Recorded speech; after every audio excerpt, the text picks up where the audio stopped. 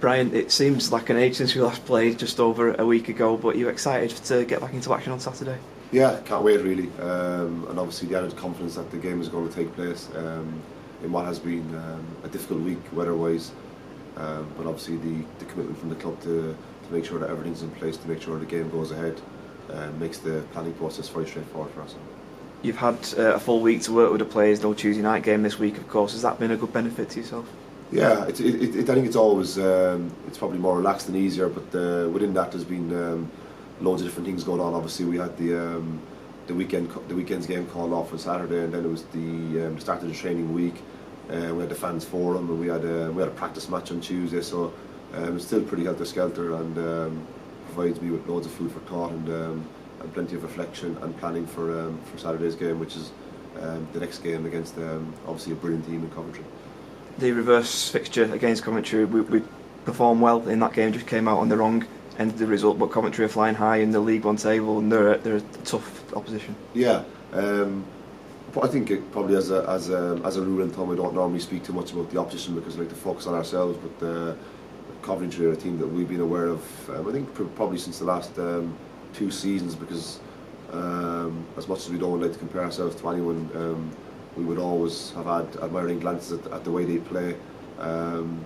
probably as well because they have an esteemed academy that brought through many young players. And there was a couple of seasons back, there was a general perception that they were a team who controlled the game for long periods but wouldn't score loads of goals and ended up in kind of mid-table. I don't know the exact result in terms of where they ended up in the league 2 seasons ago, but they've added to that gradually. And the way they look as a team now, they look a vibrant team who go and score loads and loads of goals, but they've built that progressively and on a very strong foundations, and they've evolved obviously by bringing through their own players, but adding to that with real quality. And there is a lot of there's a lot of things I take from that personally, and our club does, and it's very I think it's obviously very exciting for them, and you always take little bits from every club, and I certainly do from them. How important is it for every club really to get those foundations in place first of all, and to get those building blocks going? I just think it's imperative really, because the end of last season was very much it was a whirlwind in terms of play games, and just try and try and have a very short turnaround and try and get results instantly, and we managed to do that. But the players have been amazing really in the way they've worked this season, and their application and the dedication to implement a real strong identity for the club and continue what we have right throughout our club, really from the very bottom of our academy right through to the first team level. And that's something that everybody at the club is very proud of, but it takes a lot of hard work,